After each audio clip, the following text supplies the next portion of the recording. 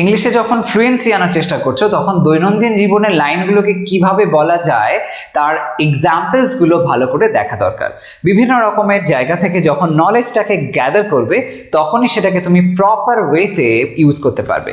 তাই সেই জন্য আজকের ভিডিওতে আরও একবার নিয়ে চলে আসলাম 30টা দৈনন্দিন জীবনের এমন কিছু ছোটোখাটো লাইন যেগুলো আমরা খাদ্য ও খাওয়া সংক্রান্ত বিষয়ে বলে থাকি। দেখো খুব ইউজফুল এরকম লাইনসগুলো কিভাবে আমরা ইংলিশে বলতে পারি এই ভিডিওর মধ্যে দিয়ে ক্লিয়ার করে নাও। ফার্স্ট লাইনটা কি বলছে? খেতে বসো। খেতে বসো ইম্পারেটিভ সেন্টেন্স আছে, মানে ভার্ব দিয়ে শুরু করতে হবে। ট্রান্সলেট করলে বলবো sit down to it. Sit down, বসো, বসা অর্থে আমরা সিট ডাউন বলে থাকি। সিট ডাউন কিসের জন্য? খেতে, টু ইট। এই যে টু এর পরে দেখো ইট বসেছে, ভার্বের ফার্স্ট ফর্ম বসেছে, এইটাকে আমরা কি বলি? এটাকে বলি ইনফিনিটিভ। তো এখানে ইনফিনিটিভ হয়ে গেল। যখন আমরা তে বিভক্তি প্রধানত দেখি সেক্ষেত্রে ইনফিনিটিভ ফর্ম আসে। পরেরটা দেখো, খাওয়া হয়ে গেছে। প্রশ্নটা করা হচ্ছে খাওয়া হয়ে গেছে, তো এখানে যেহেতু কথাটা বলা হয়েছে এরকম হয়ে গেছে এরকম সেন্সে, তাহলে এটা আমরা প্রেজেন্ট পারফেক্ট টেন্সে লাইনটাকে প্রশ্নটা করতে পারি। ইয়েস নো কোয়েশ্চেন, তাহলে সেই অর্থে অক্সিলারি দিয়ে প্রশ্নটা করতে হবে। ট্রান্সলেট করলে হবে have you eaten. Have you eaten, have ব্যবহার হলো আর ইটেন এখানে V3 করা হয়েছে। Have you eaten. ওকে, পরেরটা, তুমি কি ভাত খাবে? আরো একবার ইয়েস নো কোয়েশ্চেন হয়েছে। এখানে দেখো খাবে বলা হয়েছে, মানে সিম্পল ফিউচার টেন্স। সেই অর্থে ট্রান্সলেট করলে লাইনটা বলবো will you eat rice. Will you eat rice, এরকম ভাবে। পরেরটা, আরেকটু ভাত নাও। এখানে দেখো আরো একবার ইম্পারেটিভ সেন্টেন্স আসছে, কারণ কাউকে কিছু একটা নির্দেশ দেওয়া হচ্ছে এই সেন্সে। তো ভার্ব দিয়ে শুরু করতে হবে। আমরা এখানে হ্যাভ ভার্বের ব্যবহার করে অথবা টেক ভার্বের ব্যবহার করে বলতে পারি। তো সেই সেন্সে ট্রান্সলেট করলে হবে have some more rice. Have some more rice. Some এবং মোর এই কম্বিনেশনটা এই আরেকটু সেন্সটা বোঝানোর জন্য ব্যবহার হয়েছে। ওকে, এখানে তুমি টেক বলেও বলতে পারো, টেক সাম মোর রাইস, এরকম ভাবে। পরেরটা, তরকারি দাও। আবারও একবার ইম্পারেটিভ সেন্টেন্স। তো সেই অর্থে give me the curry. Give me, আমাকে দাও। আমাকে দাও, দাও বলা হয়েছে মানে আমাকে দাও। গিভ মি দ্য কারি। ওকে, পরেরটা, কারি মানে মনে রাখবে তরকারি। মিষ্টি খাবে। আরো একবার প্রশ্ন করা হলো, ইয়েস নো কোয়েশ্চেন। তো সেই সেন্সে বলো do you want some sweets. Do you want some sweets মানে মিষ্টি খাবে মানে তোমার কি খাওয়ার ইচ্ছে আছে এই অর্থ অনুযায়ী, তাই এখানে ওয়ান্ট ব্যবহার করা হলো। আর সাম সুইটস, তোমরা এখানে শুধু সুইটসও বলতে পারো, কিন্তু সাম সুইটস একটু বেটার সাউন্ড করে, কিছুটা মিষ্টি, একটু মিষ্টি, এরকম সেন্স অনুযায়ী আমরা এটা ব্যবহার করতে পারি। Do you want some sweets. পরেরটা, খেতে দেরি করো না। আবারও একবার দেখো একটা ইম্পারেটিভ সেন্টেন্স দেখতে পাচ্ছি যেখানে না কথা বলা হয়েছে। যেহেতু না আছে তাহলে আমরা ডোন্ট দিয়ে লাইনটাকে শুরু করব।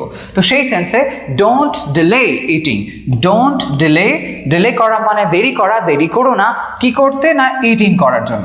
খেতে দেরি করো না, এখানে ইটিং শব্দটা জেরান্ড হয়েছে, অর্থাৎ দেখো ভার্বের সাথে আইএনজি যোগ হয়ে এটা একটা নাউন হিসেবে কাজ করছে। যদি বুঝতে অসুবিধা হয় তাহলে সহজ উপায় ডিলেকে প্রশ্ন করো হোয়াট দিয়ে।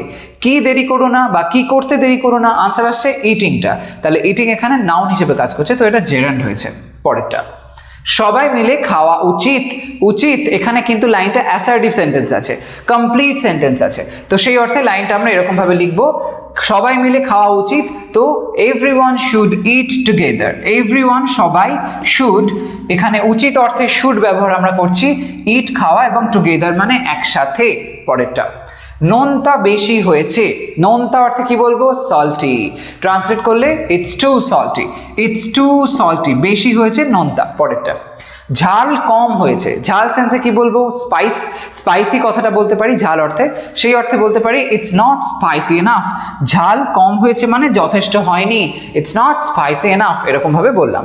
তো স্পাইসি কথাটা মনে রাখবে, স্পাইস আমরা মশলা সেন্সে ব্যবহার করি, কিন্তু ঝাল বোঝাতে গিয়ে আমরা স্পাইসি কিন্তু বলতেই পারি, তাতে কোনো অসুবিধা নেই। তো এটাকে ইউজ করো। এর পরের যে লাইনটা আসে সেটা লক্ষ্য করো, ভাত গরম আছে। এখানে যেটা বলা হচ্ছে লাইনটা দেখো অ্যাসার্টিভ সেন্টেন্সে আছে, অর্থাৎ সাবজেক্ট ভার্ব অবজেক্ট অর্ডার অনুযায়ী আমায় বলতে হবে। এরকম ভাবে বলতে পারি the rice is hot. The rice is hot, as simple as that. কিছু বিশেষ চেঞ্জ জানার দরকারই নেই। ডালটা দাও। ডালটা দাও, এখানে আবারও একবার ইম্পারেটিভ সেন্টেন্স আসলো, কারোর কাছে একটা কিছু চাওয়া হচ্ছে। এক্ষেত্রে আমরা কি করব? আগে যেরকম ভাবে ভার্ব দিয়ে শুরু করেছিলাম সেম ভাবে বলবো। দেওয়া অর্থে বলবো গিভ। দাও মানে আমাকে দাও, তো গিভ মি দ্য লেন্টেলস। লেন্টেলস শব্দটা আমরা ডাল অর্থে ব্যবহার করতে পারি। অবশ্যই ডাল কথাটাকেও বলতে পারো, কোনো অসুবিধা নেই। পরেরটা, ভাত শেষ হয়ে গেছে, ভাত শেষ হয়ে গেছে। এখানে আমরা লাইনটা এরকম ভাবে বলতে পারি, দ্য রাইস ইজ ওভার।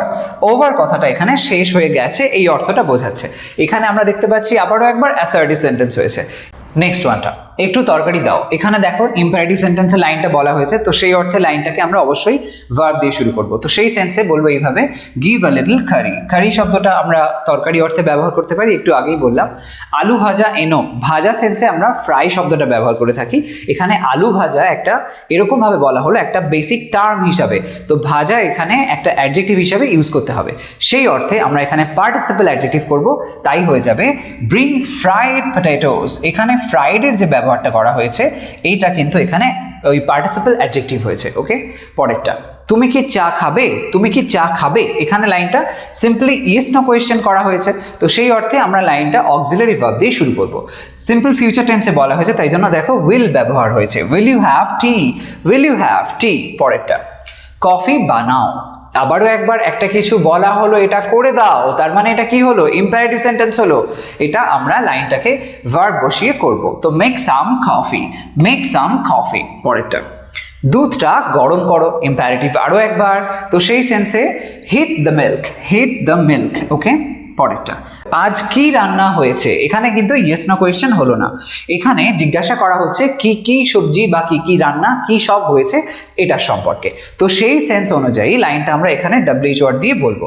তো হোয়াটস কুকড টুডে, হোয়াটস কুকড টুডে। এখানে হোয়াটস বলতে হোয়াট ইজ এরকম সেন্সে। ওকে, হোয়াটস কুকড টুডে। পরেরটা, দুপুরের খাওয়া তৈরি, দুপুরের খাওয়া তৈরি। এই সেন্সে সিম্পলি বলো lunch is ready, lunch is ready. Next ওয়ানটা দেখো, আমি আজ সকালে ওটস খেয়েছিলাম। এই যে বলা হয়েছে খেয়েছিলাম, এই সেন্সে সিম্পল পাস্ট টেন্স ইউজ করতে হবে। তো সেই অর্থে লাইনটা আমরা এরকম ভাবে বলবো যে I had oats this morning. This morning হলো কারণ বলা হয়েছে আজ সকালে, তো সেটা তোমরা দিস মর্নিং বললেই বোঝানো হয়ে যাবে। পরেরটা, চিনি খুব বেশি হয়েছে, তো সেই সেন্সে বলো there's too much sugar, there's too much sugar. Okay, পরেরটা, মাছটা কাঁটা ছাড়া খাও, মাছটা কাঁটা ছাড়া খাও। তখন সেক্ষেত্রে বলো eat the fish without bones, eat the fish without bones. এখানে ইম্পারেটিভ সেন্টেন্স আরও একবার হয়েছে। বোন কথাটা আমরা কাঁটা অর্থে ব্যবহার করি। ওকে, পরেরটা, ভাত ঠান্ডা হয়ে গেছে, ভাত ঠান্ডা হয়ে গেছে। কি বলবো? The rice has gone cold. এই হ্যাজ গন ব্যবহারটা খেয়াল রাখবে। যখন এরকম কোনো তরকারি ঠান্ডা হয়ে গেছে কিছু এরকম বোঝাবে তরকারি বা কোনো খাবার, তখন সেক্ষেত্রে এরকম হ্যাজ গন বলে বলতে পারো। তারপরে এই যে কোল্ড আমি ইউজ করেছি সেটা তোমরা ওরকমভাবে বলবে। পরেরটা, ভাতটা ঢেলে দাও, ভাতটা ঢেলে দাও, একটা কোনো পাত্রে ঢেলে দাও। ইম্পারেটিভ সেন্টেন্স আবারও একবার বলো serve the rice, serve the rice. হয়তো কাউকে খেতে দিচ্ছ, তখন তাকে তার পাত্রে তুমি ভাতটাকে ঢেলে দাও, সাজিয়ে দাও এরকম ভাবে, তো সেই সেন্সে সার্ভ দ্য রাইস।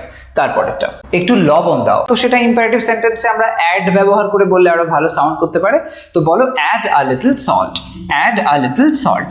তারপরেরটা, খাবার দারুণ হয়েছে, খাবার দারুণ হয়েছে। দারুণ সেন্সে কি বলবো? ডিলিশিয়াস কথাটা বলতে পারি, তো সেই অর্থে the food is delicious, the food is delicious. পরেরটা, হাত ধুয়ে খেতে বসো। এই লাইনটা আমরা এরকম ভাবে বলতে পারি যে wash your hands before eating. এখানে দুটো বিষয় বোঝার আছে, একটা হচ্ছে হাত ধুয়ে নেওয়া এবং তারপরে খেতে বসার বিষয়।